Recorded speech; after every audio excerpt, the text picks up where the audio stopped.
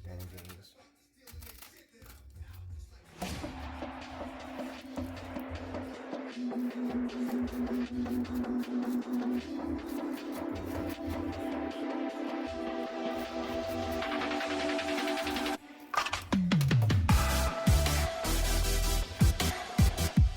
You can tell how clean it is, and we're gonna leave it in this bowl and just set it in here so it drains out, because we're gonna fry it.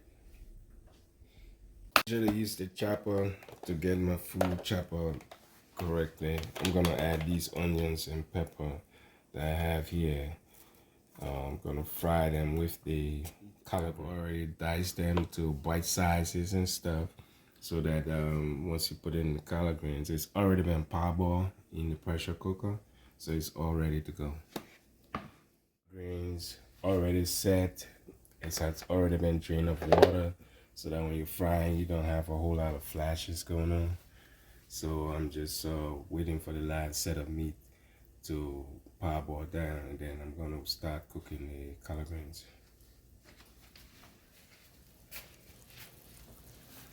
I usually boil the pepper separate from the collard greens, because some people like hot food, some people doesn't, wouldn't like it. So I would take off the pepper after it's a boil, and then before I start mixing it with the green. And the vegetables.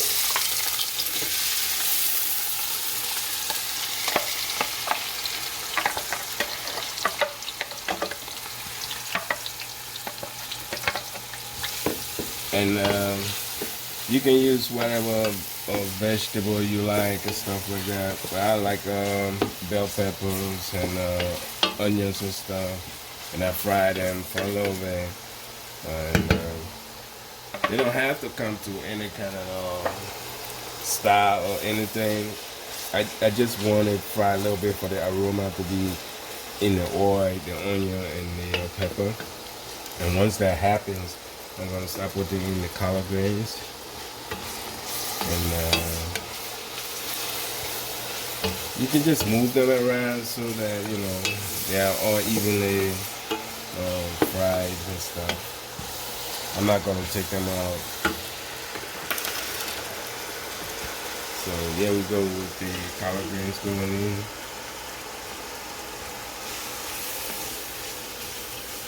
I didn't put a whole lot of oil in it per se. But I'm gonna put all of this collard greens in it and let it boil and let it fry down to a little bit size and shit. Size and shit. Yep. There you go. So that's it right there. I'm gonna let it fry up a little bit, mix up the pepper with the collard greens so that the pepper is at the bottom and it's not. If you continue at the bottom, it's gonna be the only one getting fried, so we're gonna just mix them up. Now it's evenly frying. Everything looks good. I'm about to start seasoning this pot. I will start with 2 tablespoons of Vegeta, because this is a huge pot.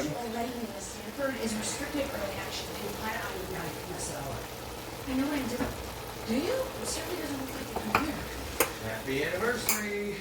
A little bit of black pepper. I gotta make sure. It depends on how spicy you want to go. And we usually put like 2 of these to start the pot going. You can, depending on your taste, we put this in the beginning to see how it's gonna be like. These are all Maggi cube.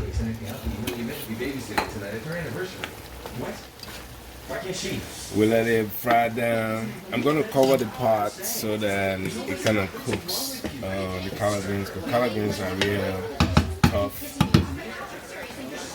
Come on, stop it, okay? Please. I'm recording it. So we have it frying and boiling for a little bit, like 5 minutes or stuff, and just keep stirring it and getting it stirred around. You can see that it's becoming really cooked down. Looks very good.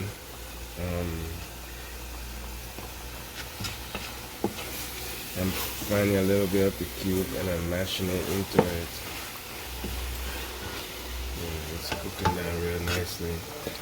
Cook is pet taste, so I tasted it a little bit.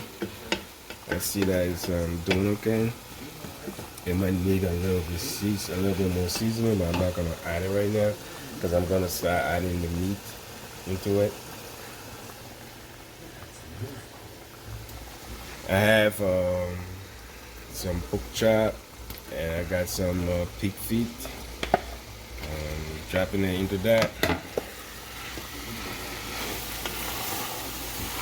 We're gonna keep it going.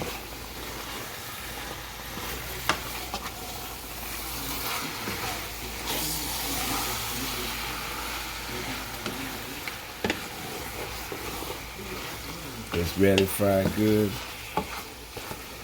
You can see that.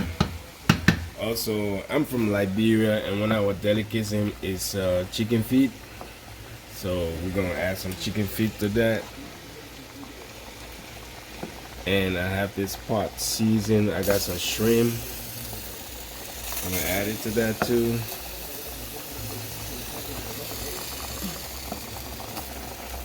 I'm not gonna put the pepper in it.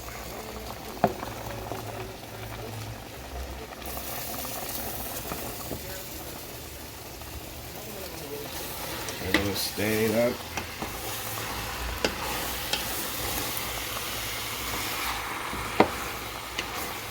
The greens start coming to what we want.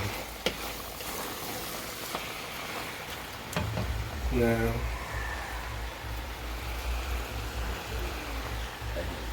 use some of the liquid from here.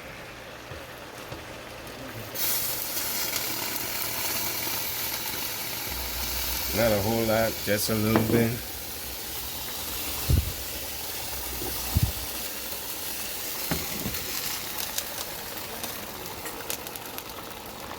And so it can boil down.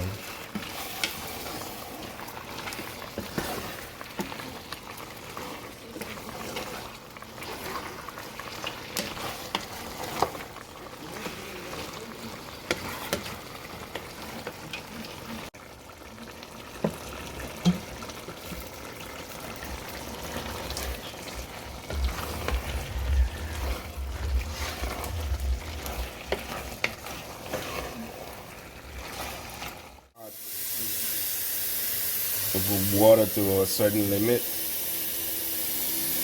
and I'm gonna set it on the stove for a little bit.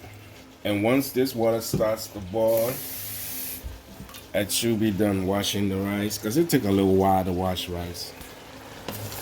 I'm turning the stove on. So, anyways, I'm giving a taste test. It tastes very good. You want to keep stirring it and reducing the heat under the stove so that it's not turn it down to a little bit low. As these are electric stove, turn it very low because they're gonna keep coming back to the same temperature. They keep maintenance of that temperature as long as they're on, but not persistence. So I'm gonna turn it down a little bit. It tastes very nice. So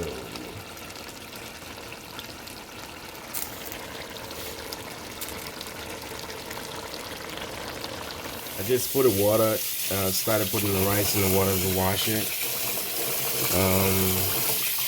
You want a little bit lukewarm, not too hot, not too cold, something you can put your hands in and stuff. You can see how very colorful this water is. the grayishness of it. I mean, the rice is very dirty at most, you know. You want to wash it until there is no color at all. It should be completely clean. So we're gonna keep washing it for a little bit.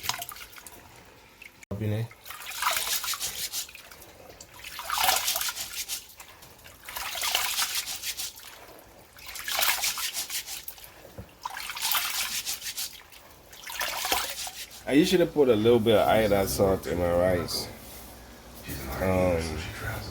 I don't use salt in anything else I'm cooking. So the rice gets the salt, and then we can come back and take a look at the rice. And you see the water is very clear. There's no cloudy liquid or something on top.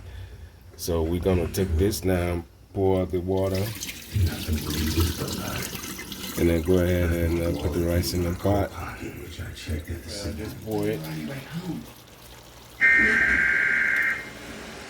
So that iodine salt gets completely mixed up in it. So yeah, now I'm gonna cover that with the top and let it boil for a few, almost 15 minutes or so. The rice will always be as good as you pay attention to it. If you don't pay attention to your rice when you're cooking it in a pot, I mean, the result's gonna be out of, disaster or not. I've been cooking rice since I was a little kid. So, your rice gotta be perfect. Don't let them be sticking together and all that. You have to be able to turn the rice over so that the top part that are not getting well cooked gets into the bottom for the heat.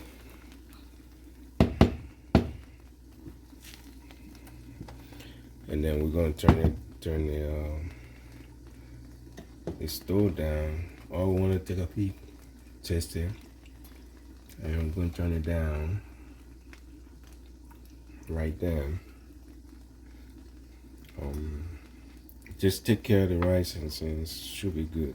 Most to Liberia, where we still use plastic bag as a sealant for our pot when we're cooking rice. It kind of keep the heat inside and make sure that the rice everywhere get done perfectly. So I'm gonna put this on top of the rice, like that. Like that. Right after turning it over and giving it a taste, I know that it just needs a little heat, and I want all the heat to stay in, so I gotta kind of cover over, and I'm gonna cover it with the top, and give a few minutes. I mean, depending on where you. For now on, there's not a lot of heat there to kind of spoil it, mess the rice up, but. Give it 10 minutes, 15 minutes. Once you take it out, it's gonna be perfect. So after you remove the plastic, you got a perfectly cooked rice. You see how they are just all separating, look perfect. All the way down in the bottom, it's all like that.